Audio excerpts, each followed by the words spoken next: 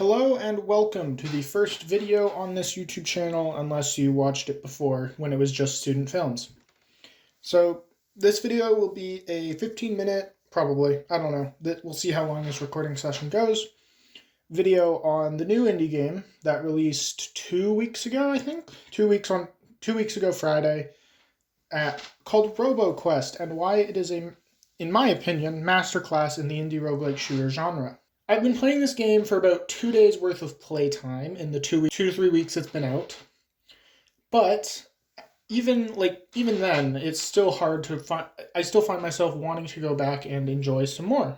I think the way it does this and the way it presents its gameplay is because of its amazing flow and the way and feeling of the gameplay. It keeps players entranced. There are 3 systems that it uses to keep its players entranced. You have the card, weapon upgrade, and the crystal systems. They work in tandem with the exploration of paths at the center of the game. While they all have different collection requirements, they all will help in their own ways near the end of the game.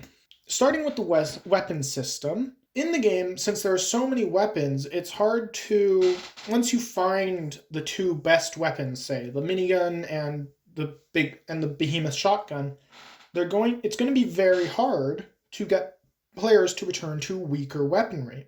This means it'll be harder to get players to go from, say, the minigun to just a regular AR, if they've already used the minigun and it's proven to be very effective at beating the game. So, how does the game balance this? In the game, there is, under each weapon, there is a blue bar at the bottom of the weapon on your HUD. This is where, what weapon you have and its icon. And its remaining ammo, but the bar is underneath the weapon's icon. When this bar fully completes after killing enough enemies, you will unlock that weapon's card. I believe that's what they call them. Unlock that weapon's card, which then is available in the game's library and will tell you exposition. It'll reduce the cost of upgrading the gun at the cook. It'll reduce the cost of upgrading the gun at the cooking robot, and it'll give you some exposition about the story. Realizing this, I should talk about the 2 currencies that the game currently has. These are power cells and the wrenches.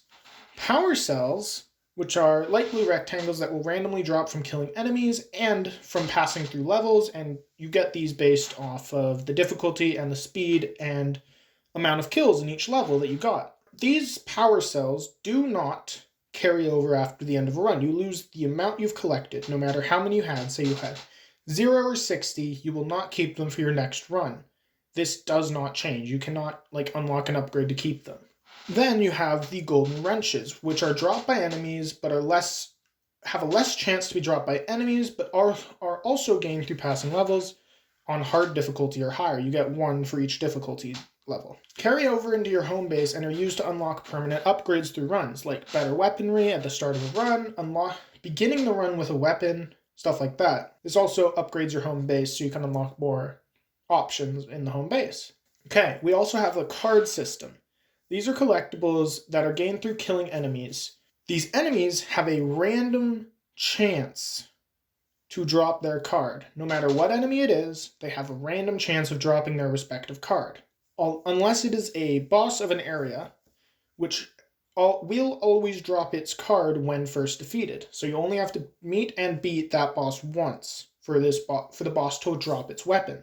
So for the bosses, I should mention how you find them. There are 4 main areas you can explore with multiple paths during those areas. You got 3 bosses for each area.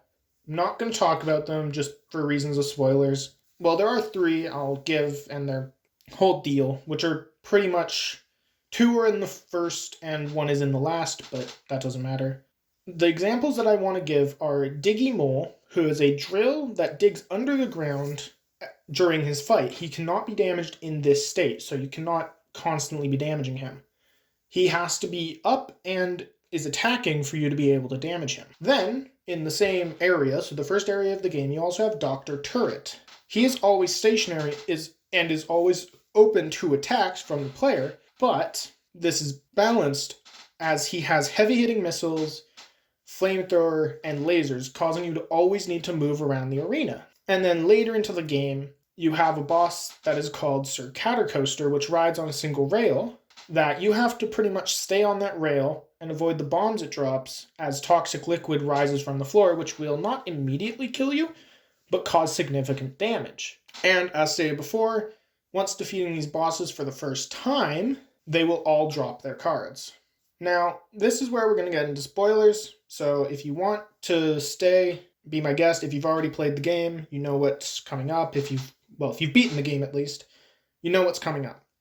But if you haven't beaten the game and you want to continue playing it, please leave. I've told you 3 of the bosses, but there's still, I think, 20 in total. So you've still got 17 more to explore.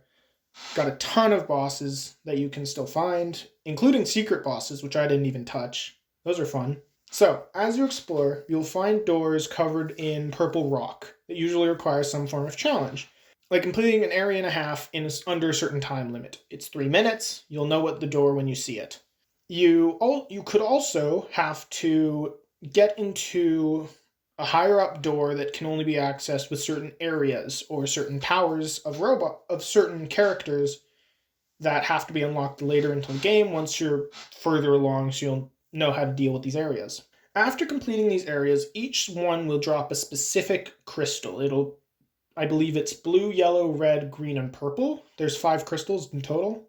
These will all unlock a special upgrade for your character. This is in the upgrade selection. These range from extra items in chests to an extra jump. So you get 3 jumps instead of 2. 1 midair, so you get 2 midair jumps.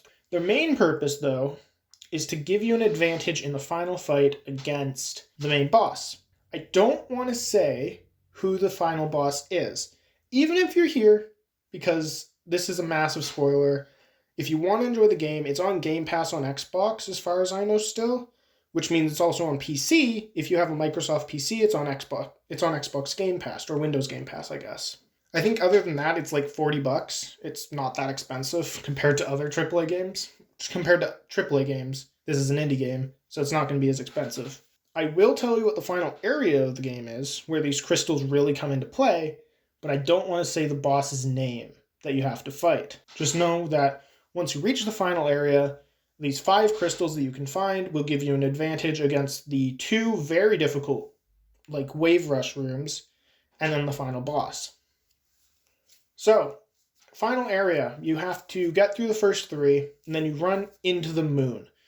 You're on the moon. I don't know. It's very strange. Your main partner converts her car into a spaceship. It's a very strange game at this point. But it's futuristic, so I guess it could happen. This is where you fight the final boss. This is the big bad behind literally everything. This is like your robot who escaped her control. This is against every robot that you fought. This is against every robot that the friend has saved. Her name's Max. I'm going to call her Max. And this is where the crystals really come into play, giving you an advantage against the final boss. Of course, there's lore. There's another collectible. These are called data logs. They look like yellow walkie-talkies.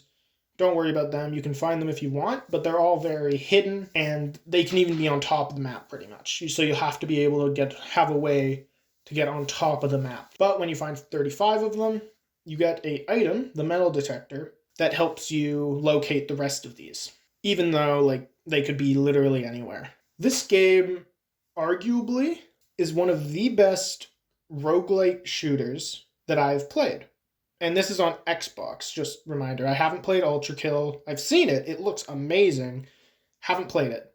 So I'm not going to be speaking to that. I'm speaking on Xbox.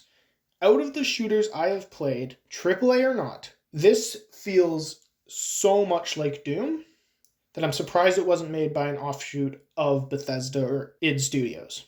And the story doesn't really matter, but they still have it in there, which I feel at that point's kind of just we're including story because people will be mad and they'll try to theorize. The story's here, this is what it is, just that kind of thing, right? Where they just include the story because they kind of just have to, or people will complain, or people will annoy them about it, that kind of thing. That's what it feels like. So, as I want to say, my audio quality not going to be the best, as I don't have proper setup or anything, really. This is just me going off the top of my head, but not even sponsored because I should make that clear, because you might think, oh, it's a sneaky sponsor, he's going to slip in at the end of the video. No, this is such a good game. I absolutely love it. And please go check it out if you can. But obviously, if you can't, don't do that kind of thing. All the footage you've seen in the background of this, behind my complete and utter horrible explanation of this game. I'm not going to explain the plot. That'll be a different video, probably.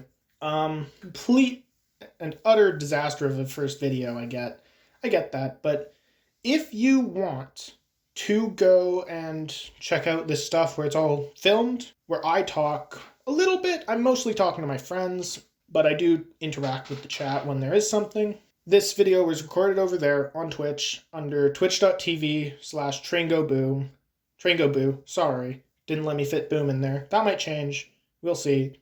My Twitter is also out there. That's where all streams are announced. That's where YouTube videos will be announced once I get into the groove of everything. That's where you can see all like what's coming up for streams. I don't have a like diagram of what's happening, but that's where everything will be. Just information about me, information about my streams, information about YouTube videos that are coming out, stuff like that. So please go check all that stuff out. There should be links in the description. I might forget to put them in there because, like I said, first time, I'm not going to be perfect. I'll try to update it, see if anything happens. Again, updates will be over on my Twitter. This game has been super fun. Please, if you can, don't. Obviously, I'm not saying break the bank to play this one game. Enjoy it if you can. If you don't like it, it's not for everyone. It's one of those games. But please, just check it out. Have fun. I hope to see you in whatever I end up recording next.